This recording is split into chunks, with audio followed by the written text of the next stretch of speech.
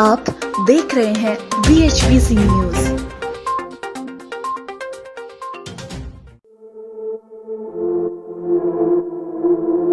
पिछले कई लंबे समय से चीन से सीमा विवाद को लेकर जारी तनातनी के बीच भारत ने ड्रैगन को कई दफे बैकफुट पर धकेला है। जहां गलवान में हुई हिंसक झड़प ने पूरी दुनिया को गलवान से रूबरू करवाया, तो वहीं चीन के आक्रामक रवैये और उसकी विस्तारवादी नीति से दुनिया भी वाकिफ हुई।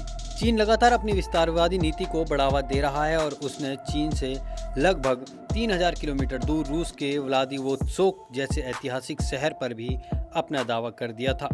वहीं चीन और नेपाल का प्रेम भी देखने लायक था और इस दोस्ती और प्रेम की आड़ में चीन ने नेपाल के रुई गांव पर कब्जा कर लिया। नेपाल के रुई गांव में अब चीन का शासन चलता है। भारत और चीन के बीच जारी सीमा विवाद को लेकर लाइन ऑफ एक्चुअल कंट्रोल पर दोनों देशों ने अपने जवानों की तैनाती की है और उसकी विस्तारवादी नीति की नापाक हरकत को भारत आगे बढ़ने नहीं दे रहा है, जिस वजह से चीन तिलमिलाया हुआ है।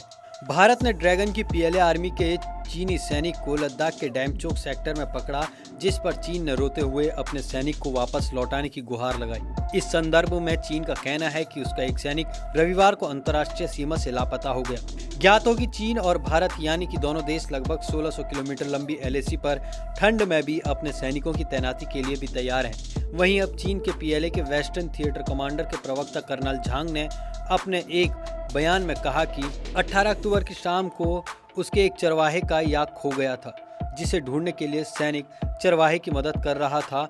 इसी दौरान वो भारतीय सीमा में पहुंच गया। साथ ही भारतीय सेना से भटके हुए चीनी सैनिक को छोड़ने की गुहार भी लगाई।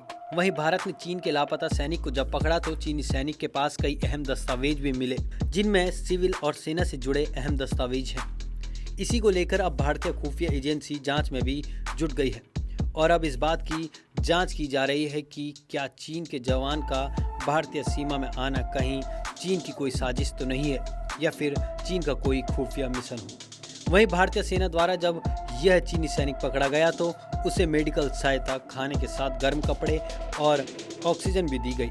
भारतीय सेना ने लापता सैनिक से भी पूछताछ की। वहीं भारतीय सेना ने अहम फैसला लेते हुए चीनी सैनिकों को वापस और सकुशल चीन को लौटाने का वादा किया। आपको बता दें कि इससे पहले सितंबर के महीने में 5 भारतीय नागरिक गलती से चीन की सीमा में चले गए थे। तब चीनी मीडिया ने उन्हें खुफिया जासूस बताया था। 5 लोग जो अरुणाचल प्रदेश के थे, उन पर जासूसी का आरोप लगाकर हिरासत में लिया गया था, लेकिन बाद में ड्रैगन ने उन्हें भारत को सौंप दिया। अरुणाचल प्रदेश के वो 5 लोग टैगिन जनजाति के लोग थे। उनकी रिहाई से पहले चीनी सरकार के मुखपत्र ग्लोबल टाइम्स ने आरोप लगाया था कि ये 5 भारतीय सेना के लिए जासूसी का काम करते हैं। रोज की ताज़ा खबरें सुनने के लिए सब्सक्राइब करें BHBC न्यूज चैनल। साथ ही रोज के नोटिफिकेशन जानने के लिए दबाएं बेल आइकन। साथ ही हमें अपनी राय देने के लिए हमारी वीडियो पर कमेंट करके बताएं और वीडियोस को लाइक और शेयर करना बिल्कुल ना भूलें। आप देख रहे हैं BHBC न्यूज।